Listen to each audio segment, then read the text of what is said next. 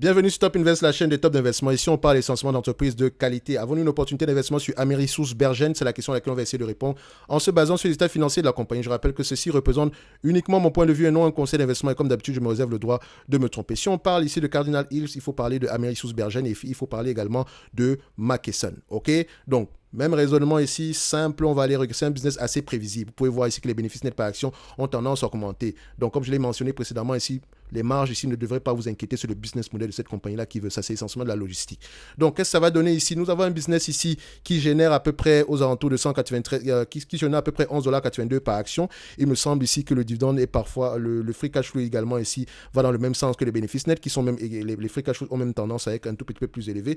Donc, vu que le business est assez prévisible, si elle me reverse la totalité des bénéfices nets attendus en 2025, ici, admettons que ça se réalise, il y a de grandes chances que ce soit le cas, par rapport au prix que je paye en date d'aujourd'hui, 3,93$ l'action, ça donne un rendement ici de 7,2%. Ok, évidemment, pour avoir des bénéfices nets moins élevés, des marges plus élevées, un revenu plus élevé, ou bien voilà, des bénéfices nets par action plus élevés. Évidemment, également, ici, on a une entreprise également qui est assez, pas assez endettée, mais qui a également une certaine dette ici.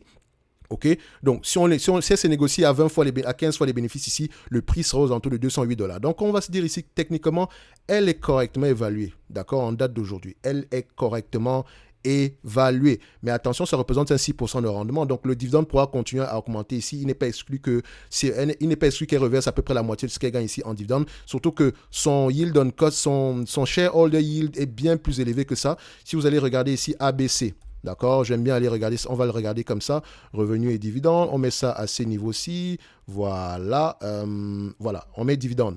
Ok, qu'est-ce que vous constatez ici? En réalité, c'est une entreprise qui peut vous reverser à peu près 7,92% en termes de rendement.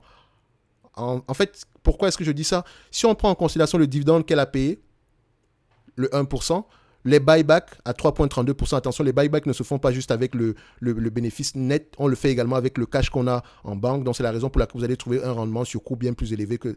le shareholder yield ici est plus élevé que le rendement sur coût. Donc, c'est-à-dire que je pense que ça se passe à ces niveaux-ci, la différence. OK? Et le remboursement de la dette. Donc, c'est-à-dire que tout l'argent qu'elle a dépensé pour le dividende, le rachat d'actions, le remboursement de la dette, si elle avait uniquement pris ça pour payer le dividende, vous auriez eu un rendement de 7,92%.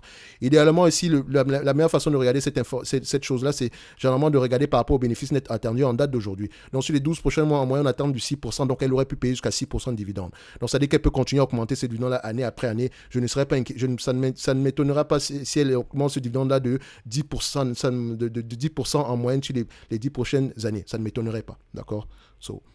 Attention.